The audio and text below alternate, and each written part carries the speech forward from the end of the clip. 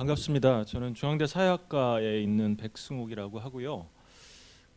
이 고등교육재단하고는 오랜 인연이 있어서 제가 85년부터 97년까지 장학생을 했으니까 10년 동안 세 가지 상이한 장학생을 좀 거쳐가서 옛날에 이 건물 짓기 전에 옛날 건물에서 많이 왔던 기억이 있습니다. 그래서 오랜만에 와서 하여튼 느낌도 남다르고 하여튼 그런 반가움이 있는데, 그럼에도 불구하고 처음에 강연을 요청을 받았을 때 약간 좀 선뜻 응하지 못했던 거는, 이게 도대체 어떤 분이 오셔서 어떤 이야기를 해야 될지 감을 잡을 수가 없겠더라고요. 그래서 전에 이제 강의를 들으신 분들 보면 다양한 세대, 다양한 분야에서 오신 분들이 이제 섞여 있어서, 저는 주로 이제 학생들을 대상으로 강의를 많이 해봤지만 이제 나이 든 분이나 또 이제 전문가들을 대상으로 강연을 한 적은 없어서 좀 잘 모르겠다 이렇게 이야기를 드렸는데, 그냥 하고 싶은 대로 해도 된다고 말씀하셔서 그냥 그럼 제가 평소에 하던 대로 그냥 하는 그런 생각으로 왔습니다. 그래서 말이 어떻게 보면 좀 어려울 수도 있고 전문적일 수도 있고 그럴 수도 있는데, 그건 좀 양해를 해주시고 나중에 궁금한 게 있으면 이제 질문을 해주셨으면 좋겠는데, 대충 지금까지 한 7번 되었던 강연하고 비교를 해보면 이렇게 생각을 해주시면 좋겠습니다. 그러니까 지금까지 강연은 약간 인포메이션을 많이 드리는 데 더 초점이 있었다라고 하면, 제가 오늘 드리고 싶은 이야기는 우리가 중국을 어떻게 바라볼 것인가, 왜 중국을 연구해야 하는가라고 하는 질문에 조금 더 초점이 맞춰진다라고 이제 보시면 좋겠습니다. 제목은 포스트 사회주의 중국의 사회 변동이라고 제가 잡았는데, 이거는 좀 현재 중국을 좀 긴 시간 속에서 살펴보는 게 필요하다, 이제 이런 취지에서 말씀을 드렸고, 제가 이제 전공이 사회학이다 보니까 정치나 경제보다는 조금 더 사회적인 측면을 포함하지만 동시에 정치 경제까지를 다 아우르는 측면을 말씀드리는 것이기도 합니다. 그래서 지난 20세기의 중국의, 특히 20세기 후반기의 중국의 역사적 변화를 좀 긴 시야에서 보려고 하면 어떻게 이야기를 할 수 있을까, 이런 이야기를 이제 하려고 하는 것이고요. 일단 이렇게 좀 출발을 해볼까 합니다. 저희가 우리나라에서 중국에 많은 분들이 관심이 있는데, 중국에 왜 관심이 있는지를 사실 곰곰이 따져보면 저는 대체적으로 이 세 가지 범주로 나뉘어진다라고 생각이 됩니다. 첫 번째는 이제 정치적이거나 외교적인 시야죠. 중국은 앞으로 대국이 될 것이고 우리나라는 중국에 대해서 어떤 외교를 펼쳐야 되느냐, 그럼 미국하고 가까워져야 되느냐, 중국하고 가까워져야 되느냐. 그래서 이걸 대체로 국익론이라고 부를 수 있고, 저는 이걸 청와대 보좌관의 시각 이렇게 부르는 경우도 있는데, 대체로 그런 범주를 벗어나지 않는다 이렇게 볼 수가 있겠고요. 두 번째는 시장이죠. 잠재적 시장. 저희 하여튼 20년 전부터 중국 사람들한테 속옷 하나씩만 팔아도 10억 장 이렇게 나오는 그 이야기죠. 정글만리가 이제 열풍을 얻게 되는 거대한 시장으로서의 중국이라고 하는 게 있는데, 첫 번째하고 또 그다지 다르지 않으면서 조금 다른 측면이 있죠. 그래서 중국하고 어떻게 수출을 하고 중국에 어떻게 투자를 할 것이며, 시장으로서의 중국을 어떻게 이해할 것인지 두 가지가 새롭게 떠오르는 중국에 대한 관심사라고 이야기를 할 수가 있습니다. 근데 그것과 또 별개로 세 번째, 오래전부터 남아있는 중국에 대한 하나의 다른 영역이 있는데, 그건 이제 전통 사상 또는 이런 오래된 역사 속의 중국이 하나가 있죠. 그래서 제자백과 또는 삼국지연 이렇게 이야기할 수 있는데, 그 노노나 노자나 이런 책들이 끊임없이 많이 팔리고 삼국지가 한국에서 가장 많이 있는 책 중에 하나인 것. 그러니까 한국 사회에 우리나라의 역사적 전통과 긴밀하게 관련이 있는 그런 중국, 이런 게 이제 하나의 중국의 대상, 중국이 이제 관심이 되는 대상이라고 말씀드릴 수 있습니다. 그러니까 중국에 관련된 책들이 팔리는 것도 크게 보면 이 세 범주이고요. 이거를 벗어난 부분들은 사실은 출판계에서 나와봐야 별로 팔리지도 않고 사람들의 관심도 아닌 것이죠. 그래서 어떻게 보면 중국은 굉장히 긴밀해지고 있고 중국에 대해서 우리가 많이 아는 것 같지만, 사실은 이게 중국을 제대로 아는 길인지는 저는 잘 모르겠습니다. 왜 그러냐면 첫 번째하고 두 번째에 관심이 있을 때 중국은 영원히 남이죠. 넘어야 될 대상이고, 어떻게 되냐면 때로는 손을 잡았다 멀어져야 되고, 우리가 물건을 갖다 팔아야 되지만 항상 속는 것 같은 느낌이 있는 어떤 그런 대상 이거나, 아니면 영원히 과거 속에 남아있는 무협지의 세계, 항상 이런 속에서의 중국을 우리가 이제 그리고 있는데, 사실은 중국을 그렇게만 봐가지고는 우리가 중국을 연구하려고 하는 의미도 제대로 살릴 수가 없고 중국을 이해하는 것도 힘들다라는 게 이제 제가 가지고 있는 생각입니다. 그래서 그럼 중국을 어떻게 이해해야 되느냐라고 하면, 중국의 역사 속에 조금 더 들어가서 이해를 할 필요가 있는데, 그 역사 속에 들어가서 이해한다라고 하는 건 이제 조금 어려운 말씀을 드리면, 역사와 세계에 대해서 질문하는 하나의 통로라는 거죠. 그러니까 중국을 보면 우리가 세계를 전부 다 알 수 있고 중국을 통해서 우리가 역사라고 하는 걸 다시 바라볼 수 있게 된다라는 이야기인데요. 그러려면 여기서 이제 보통 역사에 대한 접근에서 나오는 내적인 접근이라고 하는 게 쟁점이 됩니다. 그 이야기가 두 가지로 나눌 수 있다고 저는 말씀을 드릴 수 있는데, 많이 말하는 내적인 접근이라는 건 중국 역사의 내적인 논리를 따라가는 것, 뭐 이런 게 중요하다라는 이야기가 많습니다. 그러니까 중국은 사회주의면 어떻게 사회주의를 했고 어떻게 혁명을 했으며 그 안에서 어떤 뭐 대립과 뭐 그걸 뭐 넘어서는 것들이 있었는지 그걸 그들의 논리로 이해해 보자, 이런 것 이야기들이 굉장히 많았고, 이게 한국에서 이제 중국 연구에 중요한 기여를 했던 건 사실인데, 근데 제가 말씀드리려고 하는 건 그것도 중요하지만 훨씬 더 중요한 두 번째 측면이 있다라는 겁니다. 그게 여기서 제가 이제 말씀드렸지만 중국을 자신이 놓인 세계의 일부로 인식하는 길이라고 하는 건데요. 그건 뭐냐하면 여기서 제가 이제 맨 처음에 했던 두 가지는 중국이 남이죠. 우리는 중국하고 다른 세계에 있는 거고. 근데 사실은 20세기라고 하는 걸 우리가 겪다가 보면 세계사라고 하는 게 굉장히 긴밀하게 연결되어 있기도 하고, 그 다른 나라들의 경험을 통해서 우리의 사유가 넓혀지는 경험을 하기도 하는, 이런 게 굉장히 많은데, 사실 중국이라고 하는 건 우리가 겪지 못했던 어떤 일을 간접적으로 보여주는 측면도 있고, 그걸 통해서 우리가 세계하고 역사를 다시 바라볼 수 있는 어떤 통로가 될 수가 있다라는 게 제 생각입니다. 그렇게 되면 어떻게 되냐면 사실은 중국과 우리가 남이 아니라 우리와 중국이 같이 연결되어 있는 어떤 세계 속에 우리가 살고 있는 거죠. 그러니까 나는 그냥 한국인일 뿐 아니라 나는 동시에 중국이라고 하는 나라가 속해 있는 세계의 일부에 있는 것이고, 그 일부에 속해 있는 속에서의 한국인이 되는 것이거든요. 그렇게 되면 조금씩 우리는 중국의 어떤 역사적 경험을 자기 거로 고민할 수 있는 길들이 저는 생긴다라고 이제 열린다라고 생각을 하는데, 그렇게 됐을 때 중국을 조금 더 이해할 수 있고 중국을 통해서 우리가 뭐 예를 들면 제가 공부하는 사회학이나 여타 사회과학에 어떻게 접근할 것인가에 대한 학문의 접근법 자체도 굉장히 달라진다라고 생각을 합니다. 그래서 오늘 하여튼 말씀드리고 싶은 거는 중국을 어떻게 접근을 해야 우리가 기존에 알고 있던 세계를 이해하는 방식에 조금 더 충격을 주고 우리의 사유를 넓혀주고 이렇게 갈 수 있는지, 이런 질문을 하려고 하는 것이죠. 그래서 그 이야기는 뭐 결국은 중국의 사회주의의 역사적 경험, 아까 이제 뭐 국장님도 말씀하셨지만 중국이 소련하고 어떻게 달랐고 연안이라는 건 어떤 중요성을 가졌는지라는 것을 포함해서 중국에 조금 더 들어가서 이해를 하고 그 중국을 세계 속에 다시 끼워 넣어 봤다가, 그리고 나서 그런 관심 속에서 이제 현재 중국으로 다시 들어가 보려고 하는 어떤 그런 길을 한번 걸어 볼까 합니다. 그래서 그게 늘 불가능했던 건 아니고, 사실은 우리에도 다른 그런 유사한 경험이 있었던 적이 있어서 하나의 사례를 먼저 이제 말씀을 드리고 이제 넘어가 볼까 하는데, 제가 이제 중국에 대한 연구를 뭐 쭉 하다가 보니까 과거에 70년대나 그 이전에는 한국에서 중국 연구를 어떻게 했는가 다시 좀 돌아보게 됐고, 그렇다 보면은 어떤 흥미로운 걸 발견하게 되냐면 학문이라는 게 항상 아주 낮은 단계에서 꼭 높은 단계로 발전하는 건 아니다라고 하는 결론을 얻게 됩니다. 그건 뭐냐면 오히려 이전에 시야가 훨씬 더 훌륭했었던 시점이 있을 수가 있고 그 이후에 시야가 더 좁아질 수도 있거든요. 근데 우리는 항상 지금의 우리가 가장 발전한 단계에 있고 가장 잘 보고 있다라고 생각을 할 수 있는데, 과연 꼭 그랬을까라는 의문을 좀 가질 필요도 있습니다. 그게 중국이라고 하는 대상을 바라볼 때는 특히 더 그렇죠. 왜 그러냐 하면 수교 이후에 한국과 중국의 관계는 훨씬 더 실용적 관계가 중요해졌기 때문에 다른 접근을 많이 배격해 갈 수 있는 그런 한계들이 나타나는데, 오히려 이전에는 그렇지 않았을 때는 중국을 다른 시야에 볼 수가 있었거든요.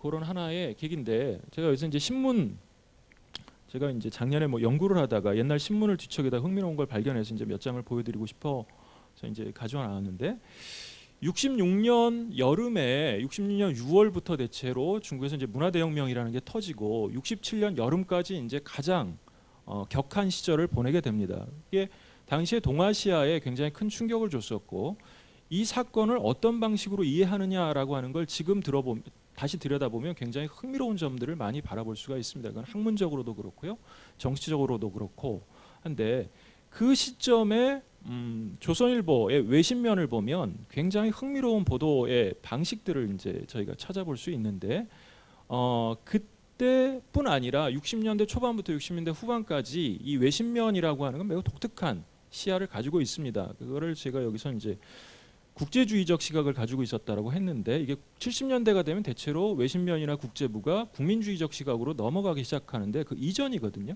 그래서 무슨 얘기냐 하면 60년대 외신면은 시야가 굉장히 넓어요. 전 세계를 다 아우르는 보도를 가지고 있고 대국 중심이 아니라 제3세계 중심의 시야가 굉장히 두드러진다라는 것들을 이야기를 드릴 수가 있죠. 그런데 그 이후는 이제 그렇지 않고 그게 이제 여기서 특히 이제 문화대혁명이라고 하는 걸 보면은 흥미로운데 여기서 이제 미리 정리를 하면 외신면에 실리는 기사가 요즘의 기준으로 보면 하나의 소논문 정도의 품격을 가지고 있다라고 하는 놀라운 측면을 보여주고요. 제가 이제 작년에 문화대혁명에 대해서 책을 한 권을 썼었는데 책을 쓰면서 보니까 사실은 이 기사 수준의 분석을 지금까지 하고 있는 학자도 그다지 많지 않습니다. 그래서 이게 어떻게 가능했느냐라는 걸 좀 조사를 해봤는데 이거는 그 당시에 조선일보 외신부장이었던 리영희 선생의 이제 작품이라고까지 이야기를 할 수 있고요. 그래서 한번 보면은 이런 방식입니다. 잘 안 보이시겠군요. 보통 지금도 어떤 방식으로 중국 기사를 보도하냐 하면 그냥 인용 보도를 많이 하죠. 통신사 인용을 따거나 뭐 이렇게 되는데 여기는 어떻게 되냐면 맨 앞에 이제 홍기나 인민일보 이런 거를 원문 분석을 해주고 있고요. 그 다음에 중요한 인물들에 대한 분석을 하고 이제 연도표를 쭉 만들어주고 있고 외국의 저명한 학자들을 인용을 해가지고 그림을 굉장히 총체적으로 그려줍니다. 근데 이게 며칠자 보도였냐 하면 66년 7월 5일자예요. 7월 5일자라고 하는 건 문화혁명이 터지는데 동시대적으로 나타나는 어떤 보도를 보여주고 있고요. 그리고 이제 두 번째 이거는 이제 67년의 상반기로 한 6, 7개월 지났는데 저는 이게 굉장히 흥미로운데 이건 지도인데 무슨 얘기냐 하면 문화대혁명이 사실 알려진 것보다 심층적으로 하면 굉장히 복잡한 역사적 사건이고 내부적인 균열의 선이 굉장히 많고요. 그랬는데 이제 67년 당시에 중요하게 관심을 가졌던 건 이제 모택동에 대한 상이한 구도, 반모파라고 하는 모택동에 대립하는 세력들과 모택동을 지지하는 세력들 간의 대결 구도를 보는데 그게 각 지역마다 복잡하게 터져 나오는 역사적 사건을 보여줬기 때문에 그거를 어느 누구도 이거를 총괄적으로 보여줄 수 없어서 본인이 직접 그 지도를 하나 그린 거거든요. 전체적으로 봤을 때 각 지역에서 어떤 일들이 쭉 벌어졌는지 그리고 그 세력들은 어떻게 되는지 그리고 이게 이제 그 문역의 핵심적인 대결 구도의 당내의 그 분파들을 어떻게 이제 구분할 수 있는지라는 것들을 쭉 그려내죠. 그리고 이제 이거는 67년 1월에 있는 신문 보도인데 이건 일면 톱이거든요. 일면 톱으로 문화대혁명에 대한 전면적인 분석 기사를 냅니다. 그래서 이건 그냥 인용이 아니라 쭉 보시면 알겠지만 자기 견해가 굉장히 강하게 들어가 있어요. 문화대혁명이란 어떤 성격의 것이고 그것에 대해서 보도한 예를 들어서 홍기나 인민일보의 내용과 그것을 분석한 해외 학자들의 견해를 종합했을 때 누구의 견해가 대체로 타당하고 누구의 견해는 문제가 있으며 장기적으로 이런 문제들이 있고 이건 50년대 이후에 어떤 역사적인 사건 때문에 이어지는 것이다라고 하는 이야기들을 그려주는 어떤 보도입니다. 제가 이거를 보여드리는 이유는 뭐냐 하면 우리나라의 중국 연구가 과연 이 67년의 신문보다 얼마나 더 발전했는가에 대해서 제가 이제 계속 의문을 느끼기 때문인데 왜 그러냐면 이 보도에는 제가 맨 처음에 드렸던 그 관점 이게 국익이거나 아니면 시장이거나 아니면 삼국지거나 이런 식의 구도에 빠지지 않는 다른 접근이 이제 있었던 것이거든요. 근데 그 접근이라고 하는 게 그냥 내적인 논리, 중국의 내부적인 논리를 강조하는 것뿐만 아니라 중국의 이 어떤 사건을 훨씬 더 세계적인 맥락에서 놓고서 분석을 하려고 했던 것이죠. 그리고 사실 이게 우리나라에서 여러 지역 연구 중에 중국 연구가 갖는 굉장히 독특한 성격의 하나의 연원이라고도 볼 수가 있습니다. 리영희 선생이 뭐 조선일보에서 그 다음에 이제 해직되시고 나중에 뭐 이제 그 한양대 중소연구소라는 걸 세우는데 그 중소연구소로부터 그 이후에 이제 그 새로운 세대의 한국의 중국 연구자들이 대거 출연하게 되죠. 그래서 중소연구소를 이은 최근에 이제 새로운 연구센터는 뭐 제가 생각하는 이제 성대에 있는 성균중문연구소가 가장 그 직계 라인이라고 볼 수 있고 그 외에 뭐 현대중국학회에 있는 대부분의 사람들이 이 중소연구소 라인들을 핵심으로 해서 구성이 되는데 그 출발점의 하나에는 이런 질문들이 여전히 이어지는 부분들이 있다라는 저는 그런 생각이 있고 그래서 중국을 어떻게 볼 것이냐라는 게 이제 중국 연구자들한테만 중요한 게 아니라 한국에서 이 중국이라고 하는 것에 관심을 갖는 사람한테도 여전히 남겨지는 질문이다라고 이제 말씀을 드리고자 합니다. 자 그러면 그냥 실용적 대상이 아니라 학문적 대상일 수도 있고 사유의 폭을 넓혀가는 것이면서 동시에 이제 중국을 제대로 알아가는 과정으로서 중국이라고 하는 이게 왜 이렇게 복잡하게 접근을 하려고 하느냐? 그 이야기를 이제 말씀을 드리려면 하나를 더 이제 설명을 드려야 되는데, 그건 뭐냐면 중국에는 시간의 겹쳐짐이라는 문제가 있기 때문에 문제가 복잡하다라는 것입니다. 그리고 그걸 분명하게 우리가 인식을 해야 된다라는 것이죠. 자, 이 시간의 겹쳐짐의 처음은 이제 제가 아까 말씀드렸던 그런 이야기인데요. 세계사 속에서의 중국을 이해하려고 하는 것인데, 시간의 겹쳐짐이라는 건 뭐냐 하면 아까 우리가 말씀드렸던 그 중국이 왜 사람들한테 서로 다르게 나타나느냐 하고도 관련이 있는데, 도대체 중국이란 뭐냐라고 했을 때 그 포커스를 맞추는 시간이 서로 다른 시간이라는 게 있어요. 시간이 보면 시간이라는 게 몇 년 정도를 잘라가지고 우리가 역사를 이야기를 할 수 있는데요. 보통 우리가 보는 건 30년입니다. 개혁개방 30년이라고 이야기를 했고 지금 한 35년 정도 되고 있죠. 1978년에 11기 삼중전해를 기점으로 해서 지금의 이제 현대화하는 중국인데, 그럼 이 30년만 있느냐 하면 그게 아니라 두 번째 시간대가 있는 거, 그보다 훨씬 더 긴 그 두 배 정도의 시간대를 갖는 60년 정도의 시간이 있고, 그 시간은 1949년부터 시작되는데 그거를 제가 여기서 두 번째로 냉전의 동아시아라고 이야기를 드릴 수 있습니다. 그러니까 사회주의 중국이 있는 것이죠. 그리고 개혁개방의 중국은 그 사회주의 중국 위에 겹쳐진다라는 이야기. 겹쳐지기 때문에 개혁개방에서 벌어지는 일들을 이해하기 위해서는 두 번째 시간대를 반드시 염두에 두어야 된다라는 이야기인데, 근데 문제는 거기서만 끝나지 않고 세 번째 시간이 겹쳐지는데 이건 한 세기 이상의 시간이 있습니다. 이거는 19세기 말로부터 100년 이상 가는 시간인데, 이 100년 이상의 시간대에서 질문이 되는 건 서구와 만난 동아시아거든요. 서구와 만난 동아시아에서의 근대의 길이 있는데 여러 가지 이제 서로 다른 그 버전들이 나타나지만 가장 중요한 버전은 일본의 길과 중국의 길이 달라진다라는 겁니다. 그 일본의 길과 중국의 길이 어떻게 달라지느냐 하면, 일본의 구호는 타라 입구였죠. 아시아를 벗어나서 유럽에 들어가는 것. 그러기 위해서는 여기서는 문화적 민족주의라는 게 중요해서 아시아를 하나의 민족으로 묶는다. 이 일본의 기본적인 틀이었고, 반면에 그 중국의 길이라고 하는 건 이제 순원 같은 사람이 내세웠던 대아시아주의 같은 것이 있는데, 그건 뭐냐면 커다란 아시아로 가되 이건 정치적 민족주의를 지향해서 각국의 독립에 기반한 아시아를 가는 것이죠. 그래서 두 가지가 충돌을 했었고, 그 충돌한 길들이 일본의 길과 중국의 길로 갈라지고, 그럼 이제 한국은 어디냐라고 하면 지금 중간쯤 섞여 있고 거기에 이제 뭐 분단도 나타나고 뭐 그랬을 텐데, 이 서구랑 만나서 서구의 근대를 자기 방식으로 수용하고 거기서 일본적인 제국주의 길로 가는 길하고 이제 중국적인 사회주의 길하고 이제 이 대만으로 쪼개지는 이 과정이 세 번째 시간대로 다시 겹쳐진다라는 겁니다. 그 시간대 위에 사회주의가 건설됐고 그 시간대 위에 다시 개혁개방이 진행된다는 것이죠. 그래서 이게 어떤 측면을 보면 우리는 항상 100년의 시간대가 지속된다라고 느끼고, 다른 측면을 보면 30년의 시간대만 나타난다라고 보이는 겁니다. 근데 그걸 어떻게 결합해서 볼 수 있을까라는 건 굉장히 큰 난제죠. 근데 여기까지도 난제인데 더 큰 문제는 뭐냐면 네 번째, 훨씬 더 긴 시간대가 하나 더 있다라는 게 있고, 이게 이제 동아시아에서의 장기 지속이라고 부를 수 있는 건데, 동아시아는 훨씬 더 긴 어떤 시간대가 있어요. 그게 우리가 보통 문명이라고 부르는 건데, 동아시아 문명이라는 게 있고, 동아시아 문명은 아까 제가 말씀드렸던 제자백가와 삼국지 연의, 이걸 바닥에 깔고 있는 거고 중앙 집권적인 국가 구조를 기본적으로 가지고 있는 어떤 역사죠. 그런데 이런 경우가 잘 없습니다. 왜 그러냐 하면 근대사를 보면 아시겠지만 이전의 모든 서구의 제국들 또는 서구가 아닌 다른 제국들도 20세기가 오면 다 분할이 돼서 민족국가로 떨어져 나가는데, 중국만 원래 있었던 제국의 반경이 민족국가의 반경대로 그대로 확장되거든요.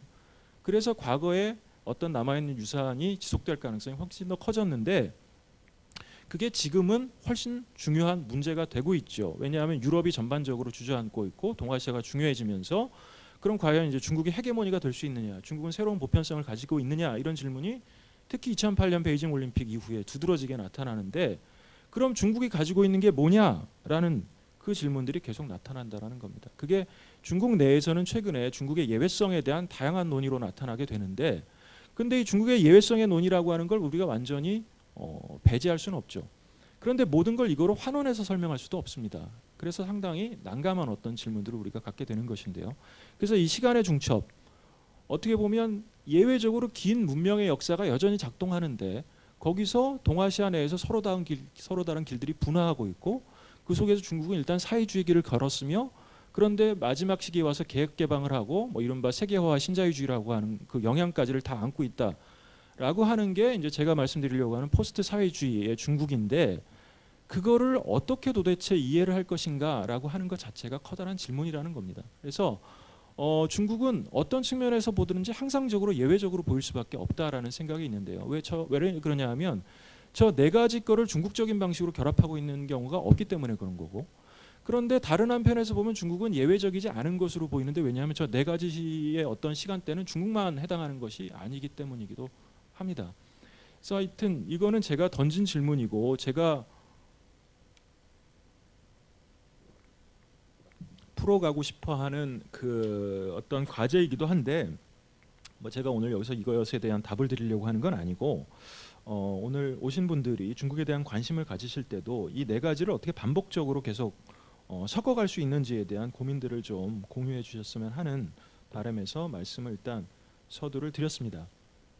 그럼 제 얘기는 어딜 초점을 맞출 거냐? 그럼 주로 1과 2의 겹쳐짐 정도로 일단 말씀을 드려볼까 합니다. 그 이상으로 가게 되면 뭐 이야기가 복잡해지니까요. 그래서 1과 2의 겹쳐짐만 가지고도 우리가 이야기를 훨씬 복잡하게 할 수 있는데, 1과 2의 겹쳐짐이라는 건 뭐냐면 하나의 화두는 사회주의라는 거고요. 중국은 사회주의를 겪었으니까 그 유산이 남아 있거든요. 다른 한편에서는 동아시아라고 하는 게 질문이 되죠. 중국은 동아시아 내부에 분명히 있었지만 전에는 약간 떨어져 있었다가 두 번째 다시 동아시아 속으로 깊숙하게 들어오니까. 그래서 제 이야기는 맨 처음에는 중국의 사회주의 유산이라고 하는 게 지금에도 어떻게 작용하는지 이 이야기를 하나 드리려고 하고, 두 번째는 그런 중국이 개혁 개방을 거치면서 동아시아를 매개로 해서 세계 경제에 편입해 들어가게 되는 과정의 특이성은 뭘까? 이 이야기를 이제 두 번째 드리려고 하고, 그리고 마지막에는 다시 돌아와서 그러면 현재 중국의 사회가 안고 있는 어떤 과제들, 이런 것들을 좀 찾아볼까 합니다. 자, 이렇게 세 가지 정리해서 말씀드리게 되겠죠. 그래서 그 중에서 개혁 개방의 전사라고 하는 건 단위 체제하고 문화대혁명이라는 건 말씀드릴 수가 있겠고, 개혁 개방의 길은 아까 이제 동아시아와 세계 경제 이야기고, 세 번째는 현재 사회 문제는 이제 단위 체제 해체 이후 이렇게 분리를 해가지고 말씀을 드릴 수가 있을 것 같습니다. 자, 그래서 그 한 20분 이렇게 배정을 해서 말씀을 드려야 될 텐데 앞에가 조금 길어질지도 모르겠습니다. 자, 일단 사회주의 시기의 유산을 먼저 말씀드리고, 그 다음에 개혁 개방의 과정의 특이성을 말씀드리고, 다시 현재 중국이 처해 있는 어떤 과제와 그 과제를 풀어가는 방식의 독특성, 이 이야기를 이제 말씀드리라는 걸 다시 한번 확인을 드리겠고요. 왜 이런 이야기를 하려고 하냐면 아까 그 시간의 겹쳐짐이 있고, 그 겹쳐짐을 통해서 중국의 어떤 고유한 내적인 다이나믹스, 동학이 나타나기 때문에 그 말씀을 드리려고 하는 것이고, 그리고 그 질문을 던지는 게 사실은 중국에 대한 이야기만을 하는 것이 아니라 우리가 살고 있는 세계가 과연 어떤 방향으로 가는지에 대한 이야기를 에둘르거나 우회적으로 접근하는 것이기도 하다, 뭐 이렇게 말씀을 드리고 시작할 수가 있습니다. 자, 그럼 맨 처음에 개혁 개방의 전사로서 이제 단위체제 유산이라고 하는 걸 먼저 한번 말씀을 드리도록 하겠습니다. 왜 이 이야기에서 시작하냐 하면 이런 거죠. 어쨌든 중국은 사회주의를 했거든요. 그런데 중국이 사회주의를 했는데 1989년에 베를린 장벽이 무너지고 1991년에 소련이 붕괴했을 때 당시에 적지 않은 뭐 학자들은 중국도 조만간 붕괴할 거다라고 하는 예측이 없지는 않았죠. 천안문 사태도 겪었고. 근데 중국은 그런 방식으로 붕괴하지도 않았고 그 이후에 경제 성장을 계속했고, 그래서 어쨌든 중국은 되게 예외적으로 보였다라는 겁니다. 그럼 왜 그랬을까라는 거에 대한 어떤 분석들이 필요한데, 그거는 뭐 제가 여기서 오늘 이야기 드리려고 하는 거지만 중국이 자체적으로 갖고 있던 어떤 역사적 유산이 하나가 중요하고, 다른 한편은 중국이 변화해 나가는 지정학적인 상황, 지경학적인 상황, 동아시아라고 하는 맥락 두 가지가 이제 중요해지는데, 먼저 첫 번째 측면을 좀 살펴볼 필요가 있죠. 그러니까 사회주의라고 하더라도 다 똑같은 형태의 사회주의는 아니다라는 겁니다. 그러니까 사회주의가 현실에서 실제로 작동하기 위해서는 여러 가지 제도들을 만들어내야 되는데, 그 제도들이 나라마다 굉장히 다르게 나타나게 되고, 다르게 나타나는 이유는 역사적 배경도 다르고 그 혁명 과정도 다르고 당시 내의 사회적인 세력 관계도 다르기 때문에 사실은 제도가 굉장히 다르게 나타나죠. 그리고 제도 이후에 보면 정치적인 어떤 격변이 나타나는 방식도 다르기 때문에 사실은 이 실제 역사가 굉장히 달라집니다. 그래서 이 다른 게 어느 정도로 달라지냐면, 이게 단위체제 유산에 플러스 두 번째 문화대혁명까지 가게 되면 뭐 이렇게 도발적으로 말하면 이렇게까지 이야기할 수가 있는데, 현실적으로 역사적으로 실제로 존재한 사회주의는 중국밖에 없다라고까지 한번 우리가 가설적으로 이야기를 해볼 수 있습니다. 그럼 무슨 말도 안 되는 얘기냐라고 하는데 모든 사회과학은 정의하기 나름이니까 어떻게 정의하느냐에 따라서 중국만 사회주의였다라고까지도 이야기를 할 수가 있는 것이죠. 어떤 사람은 사회주의라는 게 없었다라고도 정의하니까. 이제 그런 점에서 보면 중국은 지금은 사회주의가 아닌데 뭐 그 당시에 그걸 왜 사회주의라고 부를 수 있느냐? 그러면 그 두 가지 측면을 좀 언급을 해보려고 합니다. 하나는 단위 체제라는 거고 두 번째는 문화대혁명이라고 하는 이야기죠. 그 자체가 이제 긴 이야기인데요. 단위 체제라고 하는 건 뭐냐 하면 중국이 사회주의인데, 그러니까 어떤 측면에서 사람들한테 그게 사회주의로 비춰졌을까? 여기에 이제 초점을 맞췄을 때 하는 이야기입니다. 그러니까 사회적 측면을 말하는 거죠. 그러니까 예를 들어 정치적 측면만 말하면 누가 집권하고 있는가만 보면 될 것이고, 그래서 경제적 측면을 보면 소유제가 어떻게 되는가만 보면 되겠지만, 실제로 그게 사회적으로 나타나는 효과를 봤을 때는 사람들의 삶을 어떻게 바꿨는가가 사실 굉장히 중요하기 때문에, 그런데 그 사회가 관리되고 그 속에서 사람들이 어떤 혜택과 뭐 재분배를 누리는 방식들에 초점을 맞춰봤을 때 중국이 사회주의 시기에 갖는 굉장히 독특한 성격이 있습니다. 그리고 그게 개혁개방 시기에도 계속 이어지는 부분들이 있죠.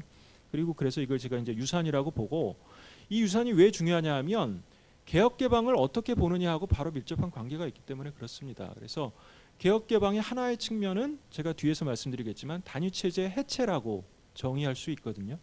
그러면 단위체제 해체가 개혁개방의 본질이라고 하면, 특히 개혁의 본질이라고 하면, 그러면 단위체제가 무엇이었는가, 그게 왜 문제가 되었는가, 이런 부분이 상당히 중요하겠죠. 그러면 단적으로 말씀드려서 단위체제라고 하는 건 뭐냐면 이런 겁니다. 그러니까 중국에서 사회주의라는 걸 사람들이 느꼈던 첫 번째 측면은 고용이에요. 안정적 고용.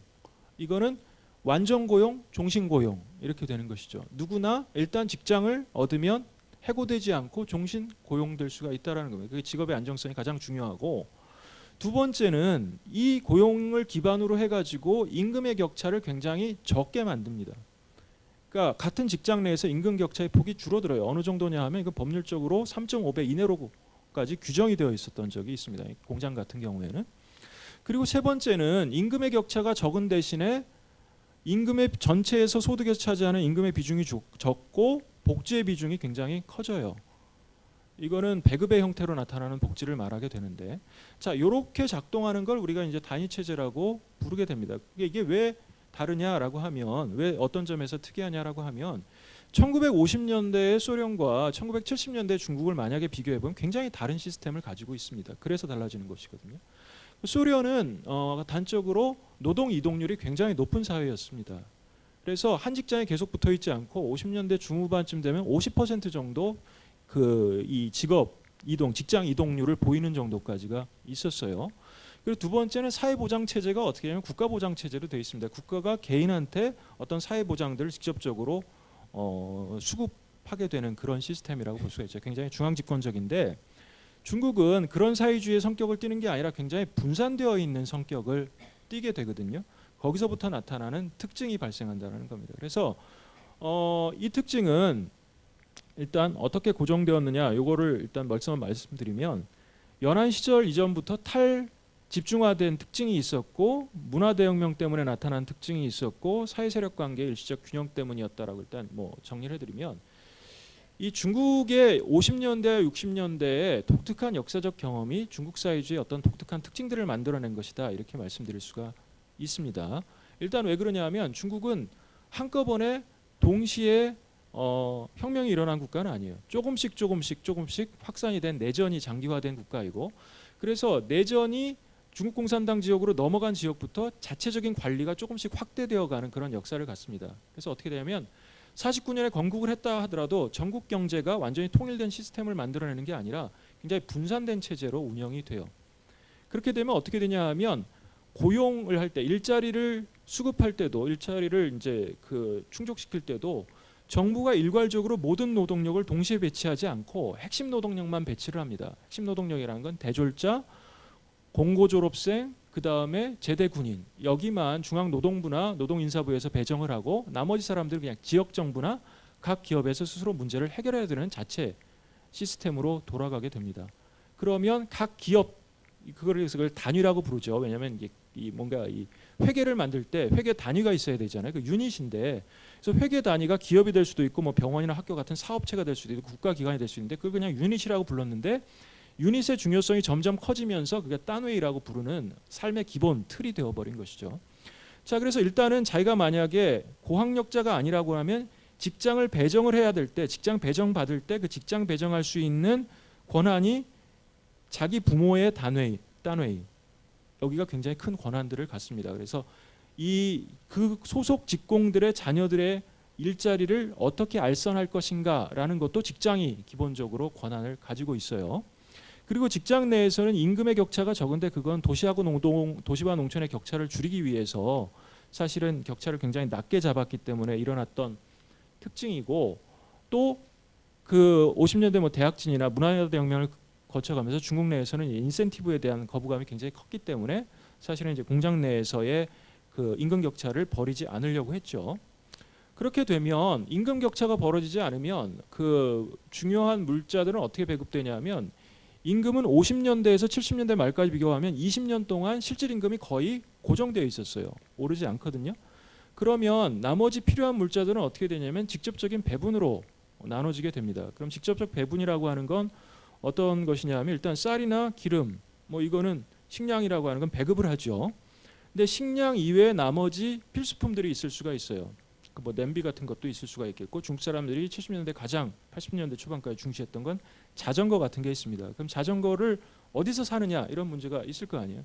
근데 그거를 소련식으로 하면 적은 희소재를 상점에서 팔면 사람들이 끊임없이 줄을 서야 되는 문제가 생깁니다. 이게 80년대 소련이 보여줬던 대표적인 케이스인데, 중국 사람들 줄을 안 서거든요. 그러면 이게 물자가 넘쳐서 안 쓴 게 아니라 중국은 물자를 단위를 통해서 배급을 한 것이죠. 그래서 예를 들어서 뭐 여기 고등교육재단에 이번 달에는 자전거 5대를 배급을 하죠. 그러면 이 배급받은 5대를 누구한테 다시 나눠줄 것이냐, 이건 굉장히 중요한 정치적인 결정을 해야 되는 문제가 생깁니다. 그러면 단위 자체가 굉장히 정치적인 공동체로 바뀌어요. 평가를 하고 평가를 받게 되고, 중국 사람이 말하는 뼈시엔이라고 하는 게 있는데 표현이 좋아요.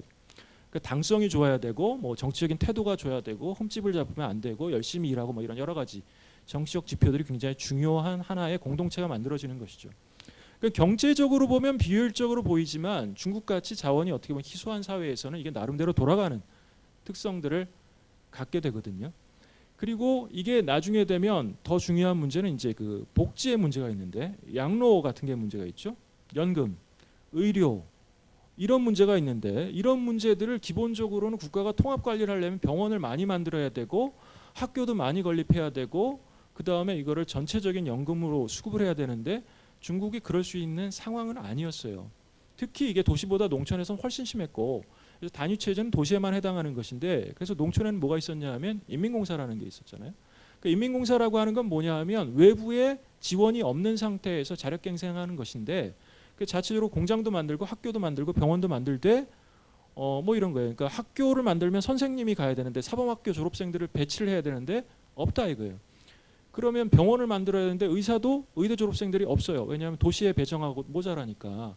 그럼 누가 그걸 맡아야 되느냐, 이런 문제가 바로바로 터지는 사회였다라고 볼 수가 있고, 그럼 뭐 그냥 간단한 거죠. 그러면 농한기에 석 달 훈련시켜 가지고 위생병을 공급하면 되는 거예요. 보건소를 만들고 군대 위생병 정도의 지식을 갖는 사람들이 그냥 맨발 의사라고 부르는데, 그냥 농사 짓다가 보건 일도 보다가 이렇게 하면 되고, 뭐 선생들도 뭐 중학교 선생은 고등학교 정도 나왔으면 중학생들 가르칠 수 있고, 초등학교 선생은 뭐 중학교 졸업하면 초등학생 가르칠 수 있고, 그러니까 전교 교사를 두지 않고 낮에는 일하고 뭐 오후에는 그 이 의료나 이제 교육을 맡는, 이제 그게 이제 인민공사에서 기본적으로 자체 완급을 했던 시스템인데, 비슷한 시스템이 도시에 정착된 게 이제 단위체제라고 볼 수가 있습니다. 그래서 굉장히 자기 완결적인 체제인 것이죠. 근데 이게 왜 이런 방식이 등장했느냐라고 하면 중국의 사회주의 경험이 매우 독특하기 때문에 그렇습니다. 한편에서는 분산되어 있는 해방구를 중심으로 해서 혁명 과정이 오래 진척이 됐었고, 그러다 보니까 경제적인 통일, 전국 통일 경제 규모를 만들기가 어려웠고, 분산된 경제체제가 기본적으로 갔던 게 하나가 있고, 그리고 조금 이따 말씀드리겠지만 문화대혁명이라는 게 굉장히 큰 충격을 줬습니다. 문혁이라고 하는 거는 짧게는 3년, 길게는 10년 정도로 보는데, 문화대혁명 기간에 뭐 요 단위체제하고 관련된 중요한 특징들을 말씀을 드리면, 정부 기구들이 문을 닫아버렸어요. 움직이지를 못하게 됐다는 얘기죠. 그럼 어떻게 되느냐 하면 대체로 복지부가 문을 닫습니다.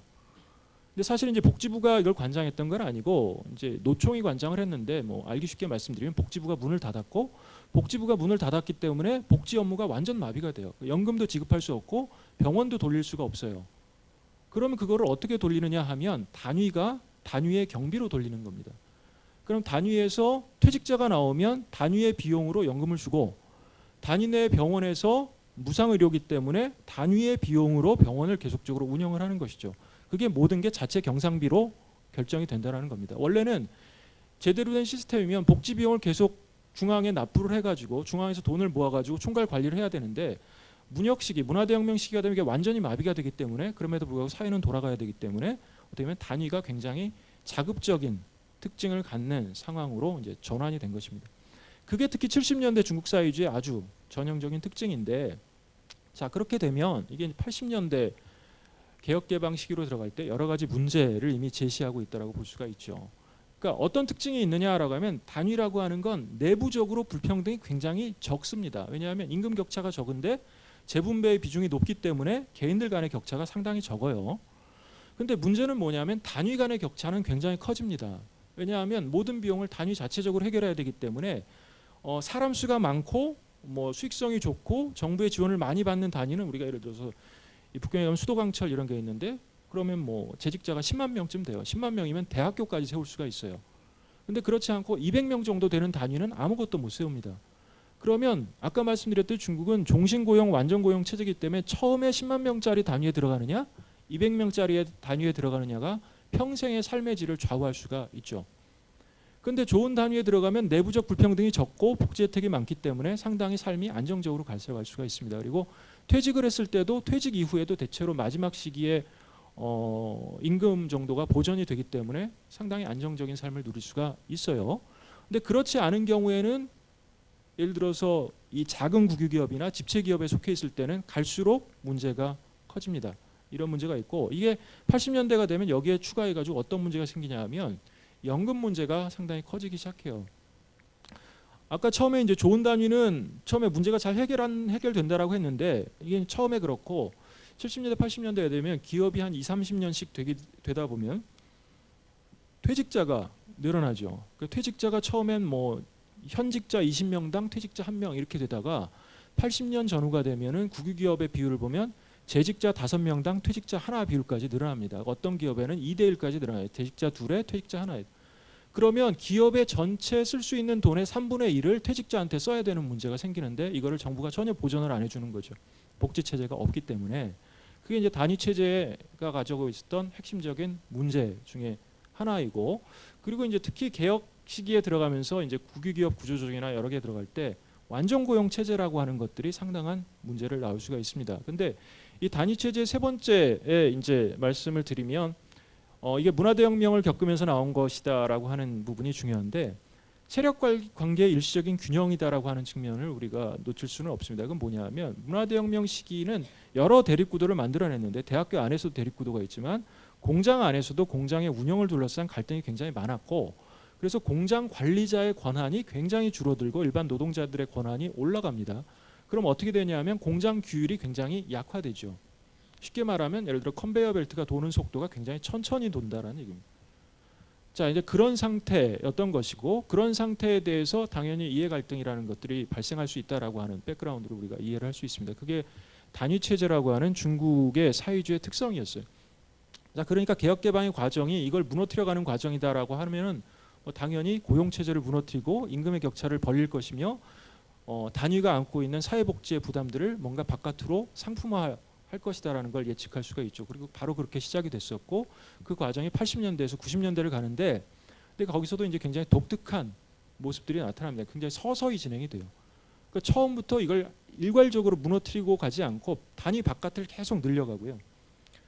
단위 바깥을 늘린다라는 건 사형기업이나 뭐 외자기업 이걸 늘려가고 국유기업은 그대로 두고 국유기업은 한 20년 정도 손을 대지 않고 본격적으로 손을 대는 게 98년부터니까 78년에서 98년까지 국유기업 체제는 일단 유지하되 10년이 지나서는 86년에 가서 옛날 직공은 또 그대로 두고 86년 이후에 들어오는 신직공들만 새로운 기준에 의해서 또 차별하는 방식으로 서서히 손을 보기 시작하다가 98년에서 2002년 사이에 이제 급격하게 전환점에 도달하게 됩니다.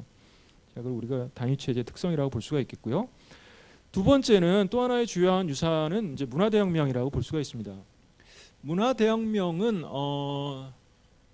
뭐 이게 문화대혁명이 뭐냐라고 하는 건 뭐 우리나라 신문에서도 늘 반복돼서 나타나는 표준적인 해석이 있죠. 이뭐 미쳐 날뛰는 홍위병들을 동원해서 마오가 권력 투쟁에서의 자기 자리를 되찾으려고 했던 야심찬 어떤 해프닝. 그래서 중국을 10년에 잃어버린 10년의 대란으로 끌고 갔던 어떤 역사적 사건이다. 이제 보통 이게 이제 표준적인 해석인데 이게 너무나 복잡하게 얽혀 있는 역사적 사건이기 때문에 그렇지 않은 측면과 그렇한 측면들이 상당히 이제 맞물려 있다라고 볼 수가 있고요. 특히 2006년이 되면 이제 문화대혁명 40년이 되면서 이전에 발굴되지 않았던 새로운 자료들이 발굴되고 이제 새로운 해석들이 많이 이제 추가되어 가는데 이게 왜 지금도 중요하냐라고 보면 제가 아까 개혁개방은 하나는 이제 단위체제 해체라고 규정할 수 있다고 말씀드렸는데 다른 한편에서 개혁개방은 뭐냐라고 하면 그건 중국 사람들이 말하는 거지만 문화대혁명의 철저 부정이다라고 이야기를 합니다. 그 문혁의 철저 부정 지금까지도 그렇습니다. 지금까지도 그렇고요. 그럼 뭘 도대체 철저하게 부정을 하려고 하였는가라고 하는 것들이 문제가 되죠. 왜냐하면 그만큼 문화대혁명은 뭐 68년에 끝났다고 볼 수도 있고 76년까지 갔다라고 볼 수가 있는데 그 이후에 20년 지나도 여전히 어떤 그림자가 드리워져 있는 이유가 뭐냐 이제 이런 질문을 던지기 때문입니다. 근데 이 문화대혁명이 왜 그럼 그렇게 골치 아프냐라고 하면 아주 간단한 질문에서부터 이 그 교착되어 있는 걸 따질 수가 있는데 대체 문화대혁명의 희생자는 누구냐라는 질문이 있습니다. 중국 정부가 만약 문화대혁명이 상당히 큰 역사적인 문제이고 그거를 다시 지금 일종의 과거사 청산을 해야 된다라고 하면 조사를 해가지고 희생자들을 복원하고 그들을 보상해주면 됩니다. 그런데 두 가지 역사적 사건이 있는데 두 가지 역사적 사건은 복원되지 않고 보상되지 않으며 논의될 수도 없는 두 가지 역사적 사건이 있습니다. 중국에서 하나가 57년 반우파 투쟁이고 두 번째가 66년에서부터 시작된 문화대혁명인데요. 그리고 두 가지 사건은 맞물려 있습니다. 맞물려 있게 이해하는 것들이 이제 66년 문화대혁명을 이제 출발점을 이해하는 굉장히 중요한데, 근데 왜 그러냐 하면 이게 따지고 보다 보면 반우파는 조금 더 분명한데 가해자하고 피해자가 문화대혁명은 가해자와 피해자가 계속적으로 번복되는 과정들을 거쳐갑니다. 가해자였다 피해자였다가 또 피해자였다 가해자였다가 또 그러다가 계속 피해자이기도 하고 뭐 그렇게 점철이 돼요. 그래서 이 구분선을 낳기는 굉장히 어렵고 그래서 어떤 시점에서 어떤 대립구도가 있었느냐라는 것들을 좀 따져볼 필요가 있는데 세부적으로 들어가면 이것도 너무 전문적인 얘기가 되니까 그 말씀을 드리려고 하는 건 아니고 무엇을 남겼느냐라는 것들을 우리가 좀 이야기를 해볼 수 있는 측면을 살펴보려고 합니다. 그래서 일단 보면 문화대혁명은 어쨌든 마오쩌둥이라고 하는 지도자를 둘러싸 굉장히 일어난 굉장히 중요한 일이고 그 이후에 영향을 남겼죠. 마오쩌둥은 중국의 어떤 의미를 갖는 지도자이냐라고 하면 굉장히 양면적입니다. 그러니까 천안문 광장에 마오쩌둥의 초상화가 걸려 있지만 굉장히 이례적인데요. 그건 무슨 얘기냐 하면 마오쩌둥이 가지고 있는 그 중국 역사에서 사람들한테 비춰지는 이미지가 굉장히 이중적이다라는 얘기입니다. 한편에서는 굉장히 보수적이고 다른 한편에서는 굉장히 급진적인데요. 그 한편에서는 굉장히 강한 권위를 가진 통치자이고 다른 한편에서는 그 권위를 무너뜨릴 수 있는 상징이기도 하고 항상 그렇게 나타납니다. 그게 이제 문화대혁명 때도 그렇고 그 이전에도 그랬는데 항상 중국의 역사는 이런 방식으로 제기가 되는데요. 중국 공산당이 있죠. 근데 중국 공산당은 소련하고도 다르고 북한하고도 굉장히 달라요. 그러니까 어떤 측면이냐면 당이 항상 내부적으로 균열돼요. 내부적인 논쟁에 의해서 균열되는데 그 균열을 촉발하는 사람이 항상 마오쩌둥이에요. 마오쩌둥이 항상 당을 정풍하려고 하고 당내에서 다른 세력들을 몰아내게 되는데 근데 이 방식이 항상 이론 논쟁이라고 하는 구도를 취하게 되는데 순서를 조금 더 들어가게 보면 굉장히 특이합니다. 그러니까 마오는 항상 어떤 그 위치를 점하냐 하면 자기를 항상 당내 2단에 위치해줘요.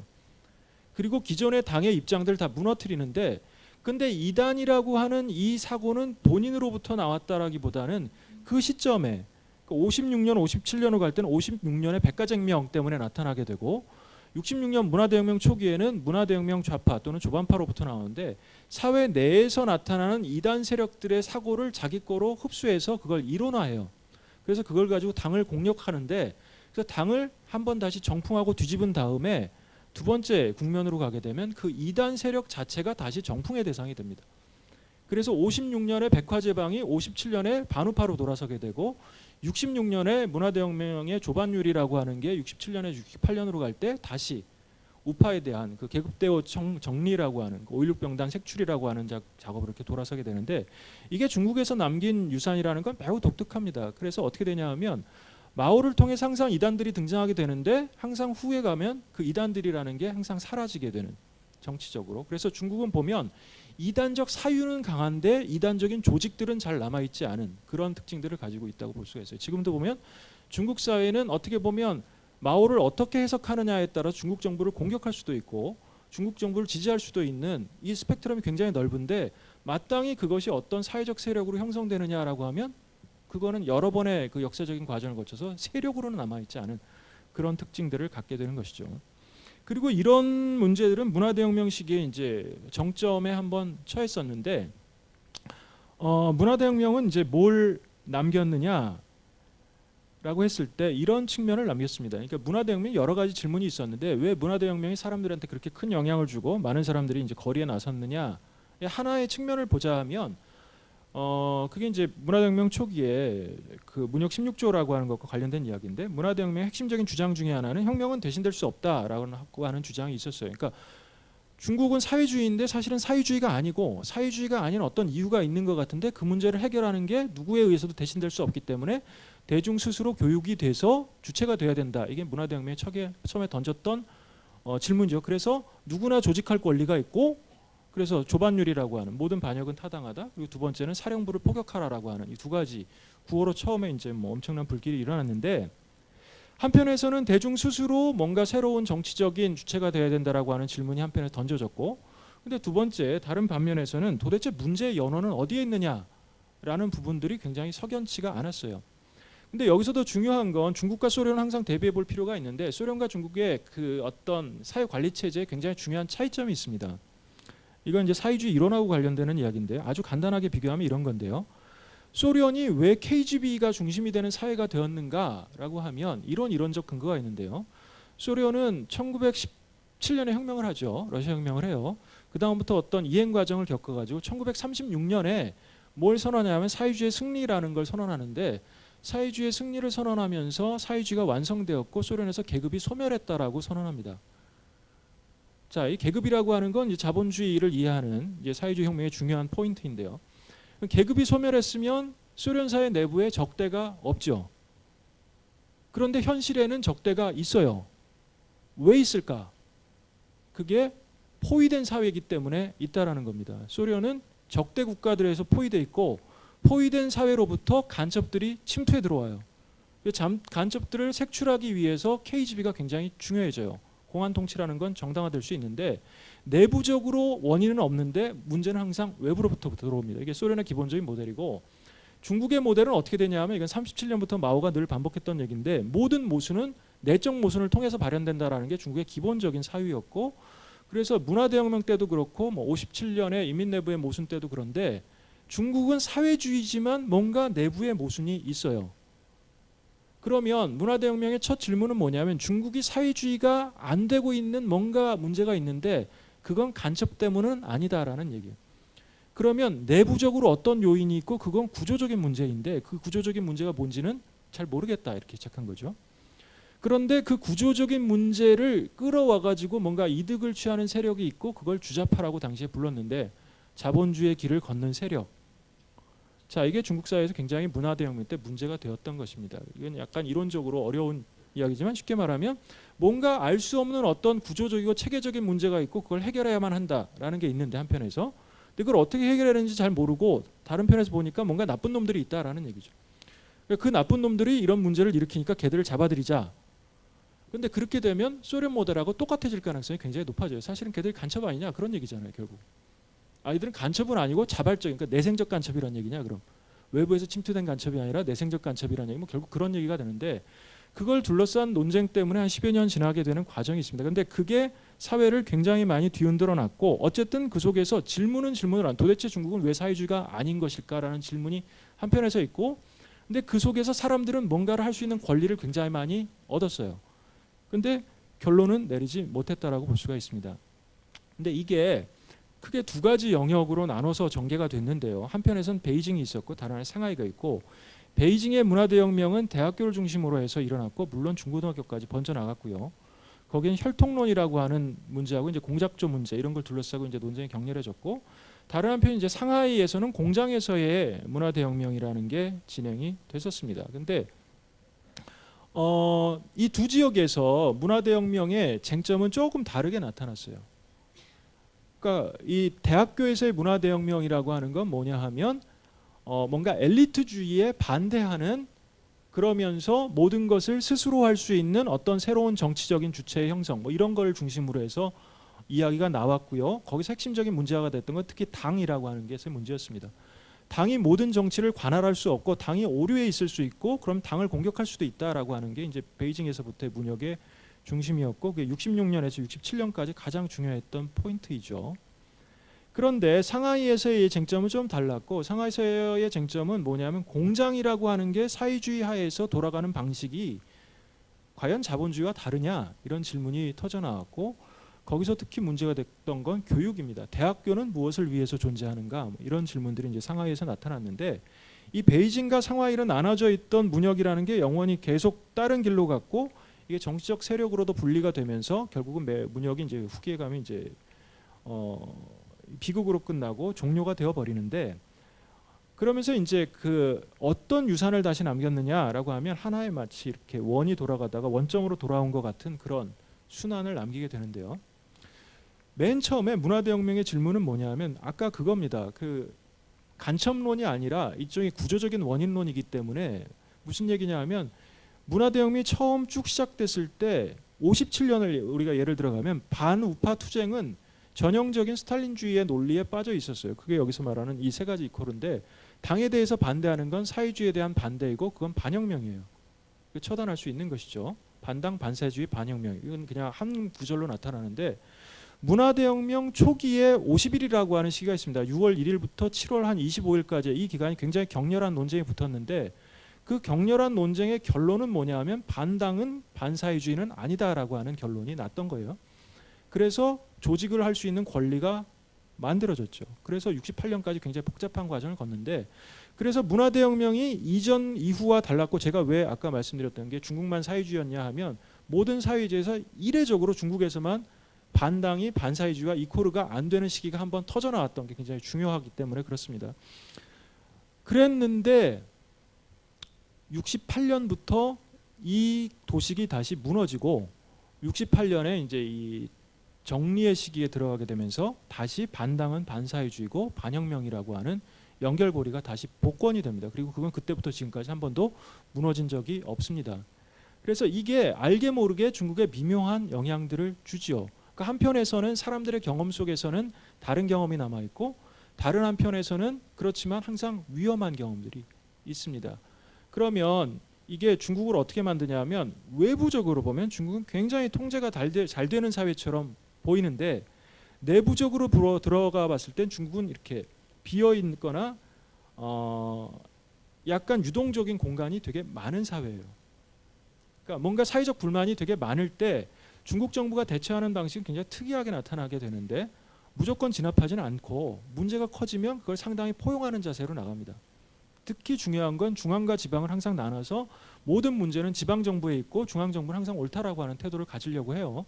그리고 그거는 문제를 제기한 사람들도 마찬가지고, 근데 그게 왜 그렇게 나타나게 되냐면 이 문혁 경험으로부터 나타나는 양자관의 미묘한, 어느 쪽도 이 문화대혁명에서 일방적으로 승리한 것도 아니고 패배한 것도 아닌 그런 미묘한 역사적인 전례가 남아 있어서 그런 건데요. 중앙정부는 아까 말했듯이 개혁개방이 문화대혁명의 철저 부정이다라고 하는 거는 조금 잘못하면 문혁 같은 일이 다시 나타날 수도 있다라고 하는 두려움이 굉장히 큽니다. 그게 89년 천안문 사태에 한번 나타났던 상황이고요. 근데 다른 한편 일반적인 사람들은, 보통 사람들은 문혁 같은 경험이 있으나 문혁을 했을 때 비극의 경험이 또 굉장히 강해요. 보통 트라우마라고 말하는. 그래서 쉽게 어떤 정치적 행동으로 나서진 못하되, 그렇지만 상대방에게 일정하게 압력을 행사했을 때 상대방이 물러설 수 있다라고 하는 것들에 대한 감도 있어요. 그러니까 어느 정도 압력을 넣으면 상대방이 이거는 받아들일 수 있고, 근데 그 선을 넘어섰을 때는 굉장히 위험하고, 이런 딜이 항상 있다라고 볼 수가 있습니다. 그래서 그리고 그거는 아까 이제 더 나가면 마오쩌둥이라고 하는 상징 때문에 더 강화되는데요. 중국은 간파는 사회주의고 마오쩌둥이 국부에 위치해 있기 때문에 마오쩌둥의 이름을 걸고서 어떤 정치적인 행동을 한 걸 처벌할 수는 없습니다. 그럼 심지어 어떤 걸 하면 문화대혁명 시기에 마오는 항상 입장이 왔다 갔다 하는데 이쪽 입장을 빌어서 저쪽 입장을 공격할 수도 있어요. 그러니까 마오를 빌어서 항상 중앙정부를 공격할 수도 있고 아니면 마오를 빌어가지고 사람들의 저항을 누를 수도 있고 이게 가능한 사회라고 볼 수가 있는 것이죠. 자, 그런 구도가 개혁개방 시기에 중국이 딱 물려있는 출발점이라고 볼 수 있습니다. 개혁개방, 그래서 단위체제의 해체, 문화대혁명의 철저 부정이라고 하는 과제는 그렇게 만만한 과제는 아니고 지금까지도 여전히 계속되고 있는 어떤 길이라고 볼 수가 있는 것이죠. 자, 이게 이제 첫 번째 시기라고 하면 중국의 개혁개방은 이런 전제를 안고 있었던 사회라고 볼 수가 있어요. 그러면 이건 여러 가지 측면에서 사회에 영향을 주는데 그 80년대 소련하고 80년대 중국은 그래서 사회적 구조가 굉장히 달랐다라고 볼 수가 있습니다. 그래서 소련이 한꺼번에 붕괴하는데 중국은 한꺼번에 붕괴할 수 없는 어떤 독특한 구조를 갖는데 그게 여러 가지 사회적 층위에서 나타나죠. 단적으로 예를 하나 들면 지식인과 관련된 문제만 하더라도 그런데 66년부터 69년까지 3년은 중국은 완전히 대학교 문을 닫았고요. 그걸 라오산지에라고 하는데 그 3기수 대학 고등학교 졸업 3기수는 아예 대학을 못 들어갔기 때문에 다 공장이나 농장에 가서 10년 정도 생활을 했죠. 69년부터 이제 70년대 초반에는 대학이 복원이 돼 다시 문을 여는데 이공계만 열었어요. 그 이공계를 열면서 농공병 대학이라고 해서 노동자 농민 병사들 중에 추천받은 사람들만 대학교에 파트타임으로 받았기 때문에 사실은 정규 대학은 아니고 그 77년에서 78년 가는 시기에 다시 대학이 문을 열게 됩니다. 그럼 10년 공백이 있죠. 그럼 10년 공백이 있었던 시기에 그 세대는 다 대학생들의 신분은 아니에요. 그 중에 뭐 유명한 사람들 보면 뭐 장이모 이런 게 영화학원 북경 영화학원에 7, 8년에 문을 열고 새로운 감독들을 쭉 모은 게 뭐 청가이거 장이모 하는 중국에 날리는 감독들이 한꺼번에 들어간 거고 모든 대학에 한꺼번에 이제 사람들이 들어가고 그러면 선생도 어쨌든 10년 동안 교수들도 공부를 안 했고 학생들도 공부를 안 했으니까 가르칠 선생도 없고 그러니까 뭐 혼자 공부하는 세대가 나타나게 되고 그게 뭐 하여튼 요즘에 중국의 중요한 하나의 세대를 만들어내는데 하여튼 그런 역사적 배경도 중국의 그 이후의 길들을 굉장히 독특하게 만들어낸다는 것입니다. 그러니까 그런 역사적 배경 없이 개혁개방이 시작되는 건 아니고 개혁개방이 점진적으로 나갈 수밖에 없었던 그런 백그라운드라는 게 상당히 중요했다라고 말씀을 드릴 수가 있겠죠. 자, 이제 그런 출발점에서 이제 78년부터 개혁개방이 시작되는데 개혁개방은 서서히 진행됩니다. 그래서 78년은 농촌에서 시작하고 84년에 조금 도시로 들어갔다가 본격적으로 도시에서 개혁개방이 시작되는 건 86년 정도죠. 자, 개혁개방은 늘 붙여서 말하지만 개혁과 개방은 조금 다른 이야기인데요. 개혁이라고 하는 건 그냥 쉽게 말해서 단위체제를 해체하는 것이고 개방이라고 하는 건 대외 경제를 열어서 세계 경제에 편입해가는 길이다라는 겁니다. 근데 이 두 가지가 독특한 특징을 갖죠. 단위체제를 해체하는 것 이거는 점진적이고 외부를 확대가는 길이다라고. 단위체제는 일단 두고 단위의 외부로부터 길을 넓혀가는 길입니다. 그러니까 일단은 소유제로 보면 뭐 사적인 소유나 외자 기업들을 일단 늘려가고 단위 체제에 고용되어 있는 사람들은 해고하지 않는데 처음에 다만 이제 고용의 방식들을 계약제로 조금씩 바꿔가는 정도의 수순을 밟고 임금 격차를 확대하고 사회 보장을 이제 상품화하는 길들을 이제 90년대에 쭉 밟죠. 자, 그러다가 이제 90년대까지 그 과정은 진행되었고요. 그건 이제 아까 단위 체제의 반대 측면이니까 그 특성들을 우리가 이제 쉽게 이해할 수 있다라고 생각이 되고요.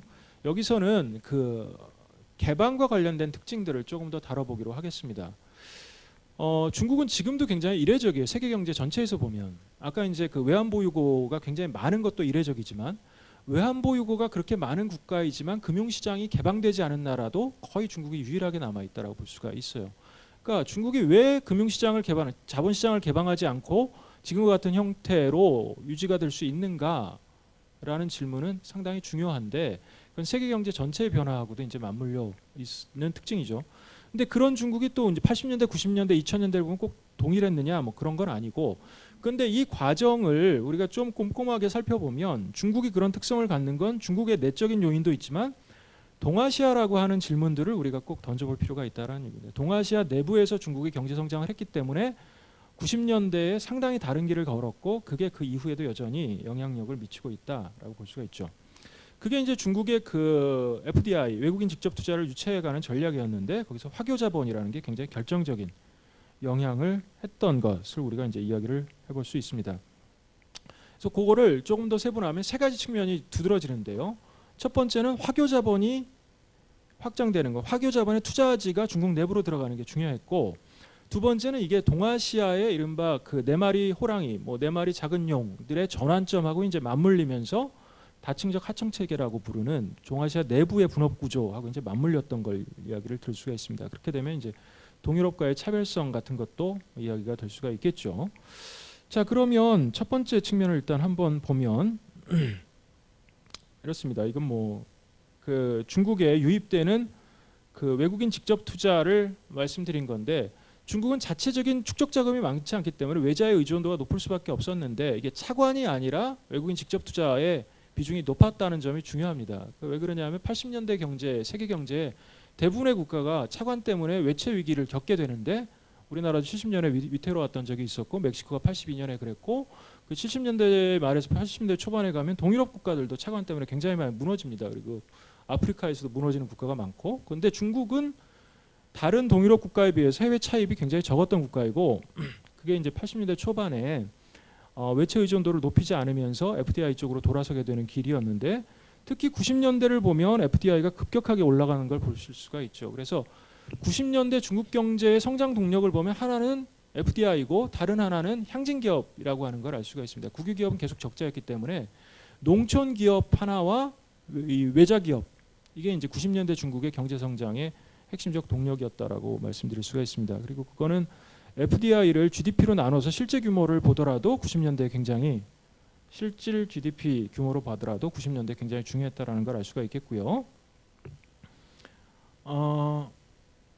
그래서 보면 그 중국의 초기의 경제 성장, 80년대 경제 성장이 해외 의존도가 높아지는 것에 이제 중요한 요인이 되는데, 그 해외 의존도의 중요한 부분은 FDI고, FDI는 그럼 어디서 들어왔느냐? 그럼 초기에 보면 거의 맨 밑에 선이 이제 홍콩인데, 홍콩의 비중이 굉장히 높다라는 걸 알 수가 있죠. 홍콩의 비중이 높다라는 건 홍콩의 전자 섬유 산업이 광동 지역으로 대부분 릴로케이션, 이주했다라는 데서 이제 이유를 찾을 수 있는 것이라고 볼 수가 있습니다. 근데 홍콩의 비중은 90년대에 쭉 떨어지는데, 요 떨어지는 폭만큼이 요 두 번째 선은 이제 다른 화교 자본들에 의해서 보충이 된다라고 볼 수가 있고요. 그건 타이완, 싱가포르, 그다음에 뭐 그 나머지도 이제 말씀드릴 수가 있습니다. 그러니까 인구 구성으로 보면 타이완, 싱가포르이 핵심적인 화교 국가인데, 나머지 국가에도 뭐 적게는 3%, 많게는 10% 정도 인구를 차지하지만 실제 경제에서 화교가 차지하는 비중은 70% 이상이기 때문에 자본의 유동성이 굉장히 높아지고, 이게 이제 중국 지역으로 굉장히 많이 들어오게 된 것이죠. 그리고 대만은 직접 투자가 안 되기 때문에 홍콩을 우회로로 해서 들어온 경우도 굉장히 많다고 볼 수가 있습니다. 근데 이것도 다시 90년대에 낮아지고요. 근데 여기 이제 세 번째를 더하게 되면, 세 번째는 일본하고 한국입니다. 그러니까 한국이 특히 이제 2000년 전후로 해서 중국 진출이 높아지는데, 한국은 화교 자본, 이 둘은 화교 자본은 아니지만 아까 말했지만 화교 자본의 운동이라는 건 동아시아 내부의 분업 구조를 반영하기 때문에 동아시아 내부에서 자국 생산을 타 지역으로 이전시키는 흐름들로 본다면, 이 전체를 합하면 여전히 이게 떨어지면 이게 올라가서 70%선 가까이를 동아시아 내부에서 FDI가 유입되었다라고 볼 수 있습니다. 이게 90년대 아주 이례적인 상황이고 세계 어딜 봐도 이런 일들이 벌어지지 않는데, 그럼 왜 동아시아에서 이게 일어나느냐? 이거는 아까 말했던 제가 여러 가지 시간의 겹침에서 그 50년의 시간대를 이해를 해야만 이게 이해가 가능한 이야기입니다. 그러니까 쉽게 말하면 그 같은 시기에 유럽에서는 자본은 고정되어 있고, 자본은 자국 내에 투자하고 노동자들이 이주하거든요. 남유럽에서 올라오고 뭐 아랍에서 올라오고. 근데 동아시아는 정확히 반대로 돼서 사람들은 가만히 있고 자본이 이주를 해요. 그래서 일본의 자본이 동남아시아로 가고 한국으로 들어가고 역행 현상이 일어나게 되는데, 이런 역행 현상 때문에 유럽하고 동아시아의 분업 구조가 굉장히 다른 형태로 나타나게 되고, 그게 80년대에 중국이 여기에 연착륙할 수 있었던 굉장히 중요한 배경이죠. 화교 자본 전체하고 동아시아가 중국으로 들어가게 되니까. 근데 이것도 2000년대 되면 떨어지는데, 이번에 이제 흥미로운 하나를 더 해볼 수 있습니다. 이게 텍스 헤이븐인데요. 조세도 피처. 이게 버진 아일랜드가 제일 크고요. 케이맨 군도가 약간 있는데, 여기도 요쯤부터 시작합니다. 여기는 이제 색깔은 이렇게 보이지만 이건 일본 한국이고요. 여기서부터 이게 점점 커지는데, 이걸 합하면 만약에 이걸 우리가 가설적으로 이 중에 상당 부분이 동아시아 지역 내에서 유입되는 거라고 보면, 이 넷을 합하면 그냥 거의 고정된 70% 이상이 동아시아 지역 내에서 유입된다라는 거 하는 걸 우리가 알 수 있는데 버진 아일랜드에 유입되는 자본의 절반 정도는 대체로 타이완계 자본이라고 많이 집계가 됩니다. 왜냐하면 이게 양안 관계가 있기 때문에 직접적으로 투자하기 어렵고 그래서 페이퍼 컴퍼니를 버진 아일랜드에 만든 다음에 간접 투자하는 경우가 있고 어떤 경우에는 중국 내륙 자본들이 우대를 받기 위해서 유령 회사를 세우는 경우도 있습니다. 어쨌든 종합적으로 보면 2000년대 후반기가 되더라도 중국에 유입되는 FDI의 80% 가까이는 동아시아 내부에서 온다는 얘기입니다. 나머지 20%는 10%는 유럽이고 10%는 미국이죠. 근데 이거는 90년대, 2000년대 세계 자본 유동 전체 흐름으로 봤을 때 아주 이례적인 특징이고 그래서 중국은 무슨 얘기냐 하면 자본 조달에 특별한 문제가 없고 자본 시장에 대한 개방성이라는 것들에 대한 그 긴박도가 굉장히 떨어지는 국가였다라고 볼 수가 있죠. 크게 자본을 개방하지 않고 경제 성장이 가능한 아주 이례적인 지역이고 거기에 화교 자본은 굉장히 중요한 역할을 했다라고 말씀을 드릴 수가 있습니다. 이거는 뭐 제가 그냥 편의적으로 한번 만들어 본 표인데요. 그 수치를 쉽게 말씀드리면 이런 건데요. 일본의 그 수출입 통계를 가지고 냈던 통계인데 일본이 특정 국가에 수출하는 물품들이 있습니다. 그런데 각 국가별로 보면 그 나라에 나가는 물건들 중에서 예를 들어서 일본이 한국에 수출하는 물건 등에서 특히 집중되는 물품들이 있습니다. 여기 1.0이 숫자가 넘는 부분들이 이제 이 집중되는데 우리나라 예를 들면 대체로 케미칼, 그다음에 철강, 뭐 그다음에 전자과학기계 뭐 이런 것들에 대한 의존도가 높아요.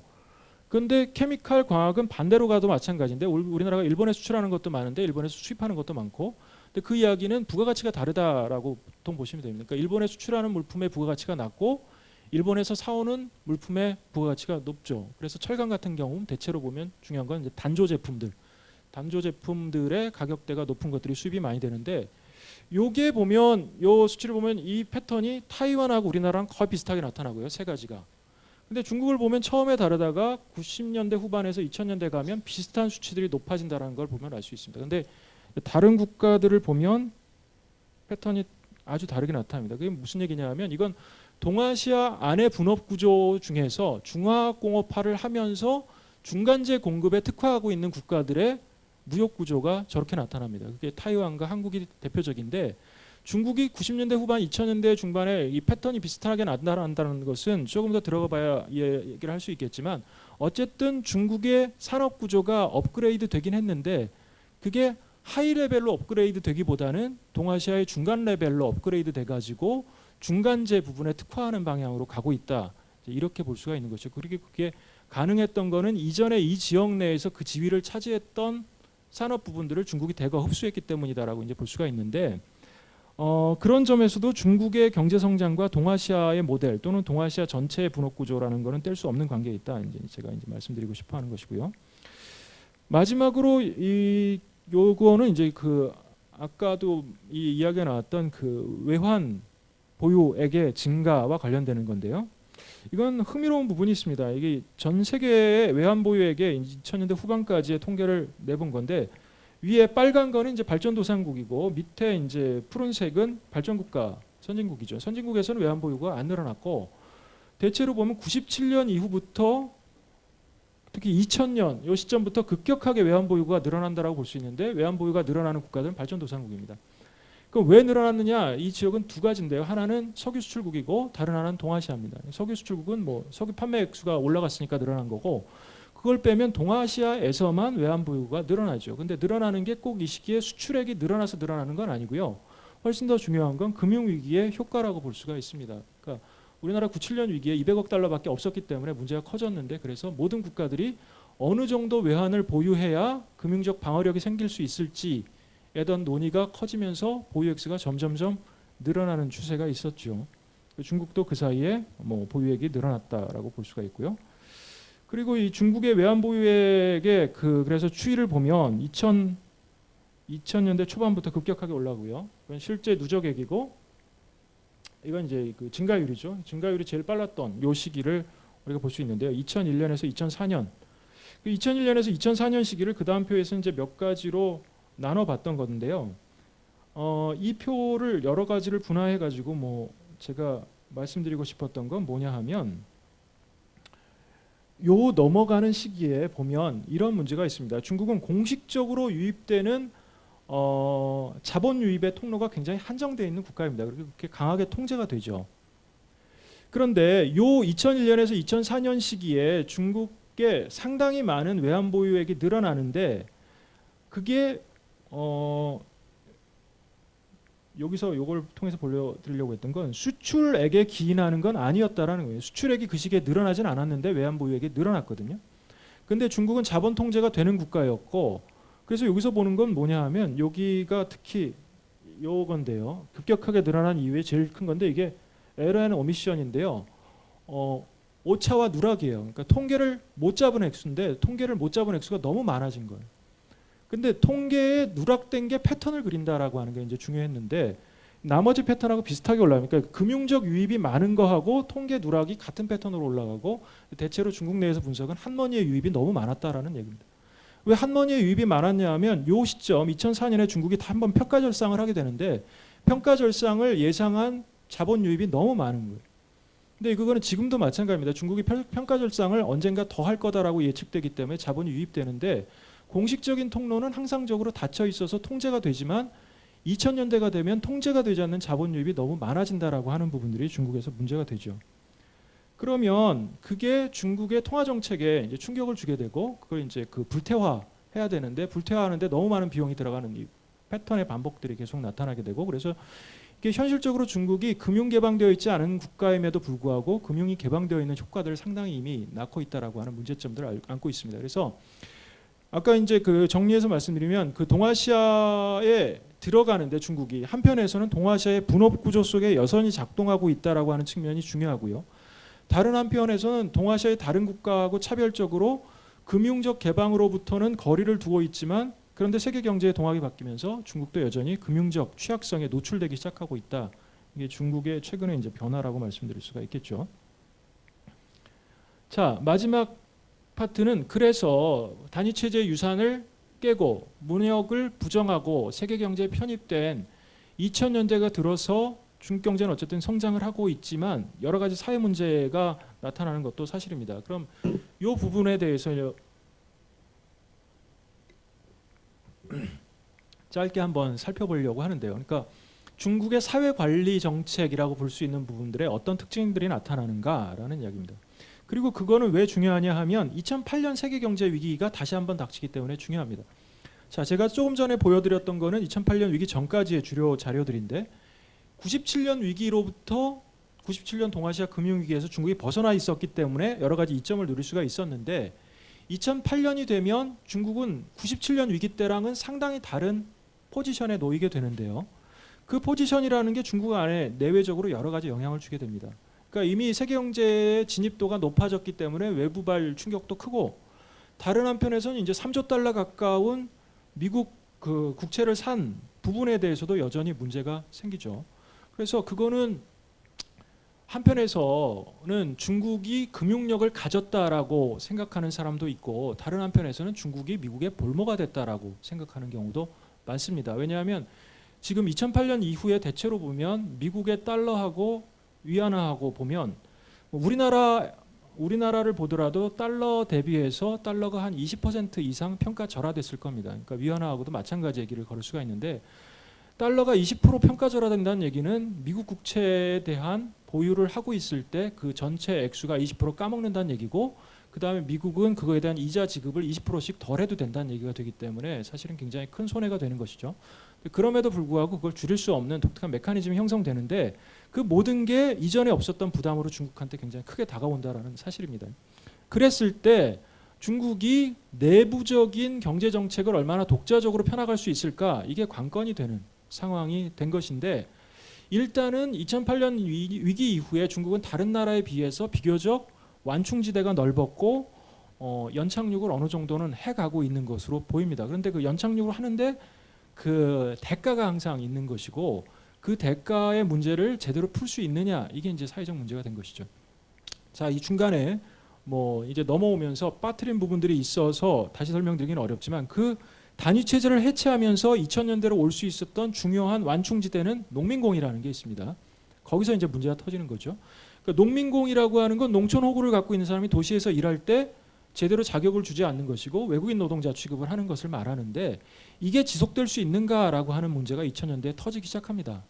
한편에서는 민공황이라고 해서 농민공의 공급이 줄어들기 시작해요. 그래서 일정 지역에서는 옛날 임금을 줘가지고는 도저히 농민공을 구할 수가 없게 되고 그래서 뭔가 농민공한테 대우를 제대로 해줘야 된다라고 하는 변화가 나타나기 시작하고요. 다른 한편에서는 농민공을 사회적인 관리 대상으로 들어오지 않게 되니까 치안 문제, 뭐 연금 문제, 복지 문제 모든 게 다 해결이 불가능해요. 왜 그러냐 하면 2006년 이전까지 중국에서는 농민공은 법적으로 존재하지 않는 존재였고 어떤 법률 기준에도 농민공이라고 하는 거를 카운트할 수 있는 기준이 없어요. 없으니까. 중국의 정부의 관점에서 농민공은 사람들은 한 2억까지 있다라고 말하지만 중국 정부는 없는 거예요. 존재하지 않아요. 그러니까 어떤 정책도 필 수 없죠. 그렇게는 계속 갈 수 없기 때문에 2006년에 정책 전환을 하게 되는데 그 정책 전환의 핵심이 농민공을 하나의 틀로 묶어내는 것이었고 하나의 틀이라는 건 도시에 살고 있는 노동자와 농민공을 동일한 궤도 속으로 묶자. 그래서 점차적으로 이들도 노동법의 대상이 되고 동시에 여러 가지 복지 혜택을 받도록 해서 사회적 관리를 하자라는 이야기가 이제 나왔던 것이고요. 길게 보면 농민공을 대우를 한다라고 하는 것들은 농민공의 소득을 올리더라도 중국에서 그걸 감당할 수 있다. 이제 이렇게 생각을 한 것인데, 근데 여기 이제 큰 변수가 하나 터진 것이죠. 이 정책은 2000년대 중반부터 추진되어 왔었고, 그게 이제 조화사회론에서 중요한 그 포인트 중에 하나였는데, 정책을 막 추진해서 실행하려고 하는 시점에 세계 경제 위기가 터졌고, 그 위기가 중국에 상당히 심대한 영향을 주었던 것입니다. 그래서 그게 어떻게 앞으로 해결되어 갈지가 이제 그 관건이 되고 있는데요. 그 출발점이 되었던 정책은 노동계약법이라는 게 있습니다. 중국은 94년에 노동법을 제정했지만 노동법에 시행령이 없었고 그러면 근로기준을 정하는 구체적인 시행령이 존재하지 않고 그걸 관리하는 법령도 없었습니다. 그러다가 이제 2008년에 노동계약법이라는 걸 제정하는데 노동계약법을 제정하게 되면 가장 중요한 게 뭐냐면 농민공들에 대해서도 항상 노동계약을 맺어야 돼요. 그러면 그 얘기는 뭐냐면 도시에서 일하고 있는 농민공들이 법적 지위를 얻게 된다는 얘기죠.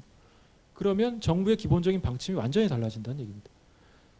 자, 그러면 농민공들의 지위가 합법화되고 있고 그 다음에 그러면 노동자로서의 권익이라고 하는 것이 기본적으로 법적으로 보장받도록 하는 것인데 그런데 이렇게 되면 고용이 다시 고용의 유연성이나 고용의 신축성이 이제 줄어들 우려들이 있다라고 하는 뭐 공력이 나와서 이게 뭐 여러 가지 내부적인 논쟁이 나오고 해가지고 법률 내부적으로 들어가 보면 상당히 모호한 법률이 되었지만 어쨌든 결과적으로는 단일 입법화를 했고 그런데 이제 단일 입법화를 하면서 통로의 하나는 파견 노동, 파견 근로의 고용 가능성을 상당히 넓게 열어준 그런 법안이 되었던 것이죠.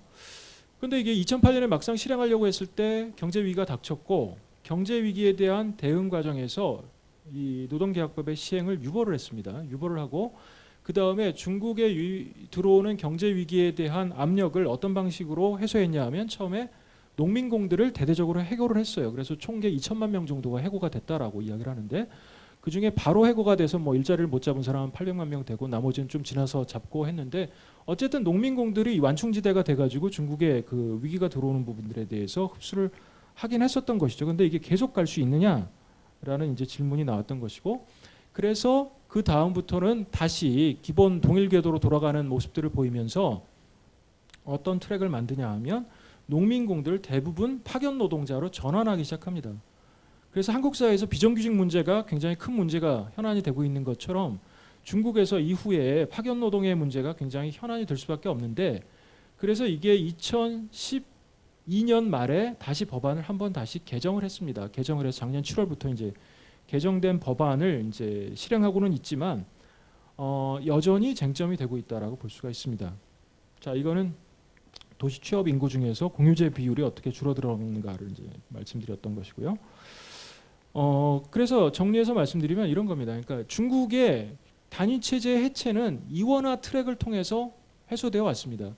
중국은 항상적으로 사회주의 시기부터 늘 잔존하는 이원화 트랙이 문제가 되었는데 사회주의 시기에는 농촌과 도시가 이원화되어 있었고 도시 내에는 국유와 그렇지 않은 게 다시 쪼개지는 이원화의 체제라고 하면 개혁개방의 시기에 가장 큰 틀은 농민공과 그렇지 않은 주민들 사이에서의 도시노동자와 농민공 사이에서 이원화 트랙이라고 하는 게 사회 충격을 완화하는 메커니즘으로 작용했던 것인데 이게 한계점에 이르렀고 그래서 지금은 농민공이라고 하는 범주를 없애고 단일한 범주로 만들려고 했었는데 근데 현실적으로 나타난 건 어떻게 되냐면 파견 노동하고 그렇지 않은 노동으로 다시 범주가 그어진다라는 것입니다.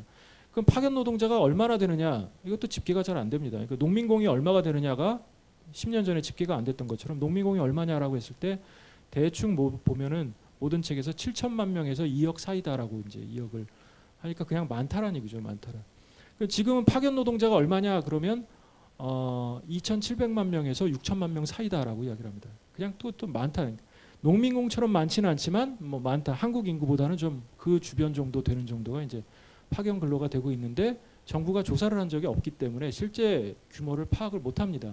근데 그럼에도 돌아가고 있고 그런데 이건 사회적으로 굉장히 큰 분란의 요소라는 것이고 그런데 중국은 어떤 방향성을 갖고 있냐 하면 2008년 위기 이후에 뉴딜이라는 쟁점 좀 이따가 다시 한번 말씀드리겠지만 중국식 뉴딜이라는 쟁점이 일단 다시 부각이 돼서 소득을 향상시키고 고용을 어느 정도 안정화시키는 방향을 정책의 주요한 목표로 걸기는 했습니다. 그런데 이게 전체 다른 경제 목표하고 동보로 같이 갈 수 있는지라고 하는 쟁점은 남아 있지만 여전히 살펴봐야 될 부분이고요. 그래서 2010년을 계기로 해가지고 어떤 중요한 변화가 있었냐면 농민공들이 임금 인상을 요구로 하고 시행하는 파업은 합법적이다라고 하는 유권 해석을 어느 정도 내린 상태입니다. 그 얘기는 농민공들의 임금 수준을 높이겠다라는 얘기죠. 그래서 노동개혁법과 단체협상제도를 통해 가지고 농민공들의 임금 수준을 계속적으로 높여 가겠다라는 게 이제 중국 정부의 방침인데 그게 이제 이원화 체제를 과연 해소할 수 있는가 이제 이런 쟁점들은 남아 있다라고 말씀을 드릴 수가 있습니다. 자 이렇게 해서 우리는 사회주의 시기의 유산, 그 다음에 동아시아라는 맥락, 그리고 그것이 남겨준 현재 중국의 사회적 과제 이렇게 이제 세 가지 측면을 살펴봤고요. 마지막으로 마무리를 하면서 이런 것들이 중국한테 던지는 질문, 우리가 중국을 바라볼 때 관심을 가져야 되는 어떤 그 포인트는 무엇일까를 생각해 보면 그건 중국의 일회성이라고 하는 질문들로 정리가 된다고 볼 수가 있습니다. 중국은 세계 다른 나라의 모델하고는 확실히 다르고요. 그 다른 측면이라는 게 경제적, 정치적, 사회적 모든 측면에서 나타나는데 이제 그거를 어떻게 바라볼 것이냐라고 그리고 어떻게 중국이 나갈 것이냐라고 하는 쟁점들이 남아 있는 것이죠. 몇 가지 이제 중요한 그 쟁점들을 살펴보면 첫 번째는 중국이 과연 새로운 뉴딜을 하는 것인가라는 이야기를 할 수 있습니다. 그런데 아직은 좀 불명확하고 왜 이 불명확하냐 하면 중국의 경제 자체가 놓여 있는 위상이 동아시아 속에서 갖고 있는 모호성 때문에 그런 문제가 있다라고 말씀을 드릴 수 있습니다. 다만 아까 앞서서 말씀드렸던 사회적 관리와 관련해서는 사회적 관리 모델이 조금 더 심화되고 있다라고 하는 측면들은 중요하게 관찰이 됩니다. 그래서 그게 임금 인상, 복지 이런 측면들에서 상당히 강조가 되는데 그게 이제 작년에 18기 3중 전화에서 등장했었던 중요한 관건적인 변화들이고요. 그런데 동시에 사회적 통제도 심화되고 있다라고 하는 부분들도 이제 놓칠 수가 없습니다. 특히 인터넷에 대한 통제는 훨씬 더 강화되고 있는데 사회를 훨씬 이 온정주의적으로 감싸 안는 측면이 있지만 다른 한편에서는 사회를 굉장히 강하게 통제하고 하는 측면들이 이제 병행되고 있다라는 이야기입니다. 이게 이제 뉴딜하고 결합할 수 있느냐가 첫째 질문이고 두 번째는 작년 계속 문제가 됐던 이제 보시라이와 충칭 사건이 있는데 보시라이와 충칭은 별개냐라고 하는 쟁점이 있는데 대체로 중국 정부의 입장은 별개다라는 것이고 보시라이 개인 사건과 충칭 모델은 별개이기 때문에 충칭의 어떤 측면들은 이후에 정책에 반영될 수 있다라는 얘기입니다. 그 충칭이 갖고 있는 핵심적인 측면은 뭐냐라고 하면 그거는 국유기업 중심의 이 성장 모델하고 두 번째는 도시와 농촌 사이에서의 토지 운영의 통합 관리 이 이제 굉장히 중요하게 등장했었던 측면인데 이런 부분들은 여전히 강조할 측면들이 많이 남아 있다라고 말씀을 드릴 수가 있겠고요. 세 번째 사회적 층위로 내려오게 되면 이 권리가 리버스 어드밴싱 한다라고 하는 게 이제 저는 중요하다고 보이는데 무슨 얘기냐 하면 우리가 중국에서 어떤 권리, 인권 이런 문제를 볼 때 조금 다른 측면으로 살펴봐야 된다라는 생각을 갖고 있는데요. 우리는 항상 권리가 개인의 인권에서 시작해서 그 다음에 집단적이거나 사회적 권리로 성장해 간다 이렇게 보통 그리죠. 그러니까 중국은 인권이 없기 때문에 모든 권리가 없는 사회다. 그런데 사실 중국은 문화대혁명이라는 역사적 독특한 경험을 하고 나서 제가 볼 때는 중국 사람들한테는 집단적 권리는 굉장히 강하게 존재하고 있다 이렇게 봐야 된다는 거예요. 그러니까 사회적 권리나 집단적 권리가 먼저 성장해 있고 반면 개인적 권리는 굉장히 미발달을 돼 있다라는 얘기. 그러니까 이 순서가 역행했다라는 얘기인데요. 이 역행한 순서라는 게 중국적인 독특한 어떤 사회적인 소요나 저항들, 대응들을 불러일으키게 됩니다. 그래서 어떻게 되냐면 사람들은 개인적으로 저항을 할 때는 항상 조용히 사라질 수도 있다라고 하는 위협을 느껴요. 그런데 목소리가 커졌을 때는 문제 해결 가능성이 굉장히 높아진다라는 겁니다. 그래서 항상 조직을 어떤 방식으로든지 해야 되는데 그 조직이 어느 정도로 돼야 되냐면 로컬 차원을 넘어설 수 있을 만큼 목소리가 커져야 돼요. 그래야 중앙 정부가 거기에 응하게 되고, 근데 응하게 만들 때 반드시 근데 수평적으로 옆으로 확장을 하면 안 됩니다. 그러니까 우리 기업의 문제인데 옆에 기업들하고 쭉 연대해가지고 무슨 일을 벌이면 이건 정치 사건이 되기 때문에 그렇게 만들면 안 되지만, 그렇지만 로컬 차원은 분명히 넘어서는 어떤 걸 만들 수 있는 집합적인 대응 능력이 있느냐, 이게 중국 사회의 기층 동학에서 굉장히 중요한 관건이 되는데, 그럼 중앙 정부가 응하게 되고 중앙 정부가 응하면 문제가 해결될 가능성이 굉장히 높아지고 독특한 메커니즘이 있습니다. 그래서 중국에서의 권리의 문제라고 하는 건 항상 그런 방식으로 나타난다라는 얘기고요. 마지막으로 중국이 2008년까지는 항상 뭐 대체로 도광양해, 뭐 빛을 숨기고 칼을 갈고 있는 뭐 대충 그런 상황에서 크게 벗어나지 않았는데, 베이징 올림픽의 그 개막식과 폐막식은 상당히 큰 메시지를 던져주었다라고 생각이 되는데, 그 메시지의 핵심은 중국도 중국의 어떤 보편성을 가지고 있다라고 하는 메시지가 담겨 있다고 저는 생각이 되는데, 근데 그 보편성의 메시지가 20세기 또 19세기를 쭉 거치면서 근대 세계에 세계 전체가 겪었던 어떤 보편성의 메시지하고 전맥될 수 있는 것인지 아닌지, 이런 질문들이 굉장히 강하게 남겨져 있고, 그게 다시금 중국의 그 긴 시간대, 중국 동아시아 내에서의 장기 지속이라고 제가 불렀던 문명으로서의 중국이 던지는 어떤 질문들에 대한 이야기라고 저는 생각이 됩니다. 그랬을 때 그 문제가 해결되기 위해서는 저는 그걸 전통 속에서의 어떤 것으로만 남겨둘 수는 없고, 그 겹쳐진 시간대 속에서 중국이 그 과거의 어떤 것을 현재적으로 만들려고 어떤 시도를 했었는지, 이걸 다시 반추해 봐야만 과연 현재 중국이 제시하는 그림들이 과연 정말 이례적인 모델이 될 수 있는 것인지에 대한 답도 나온다는 생각을 가지고 있습니다. 네, 제 강의는 이거로 마치겠습니다. 감사합니다.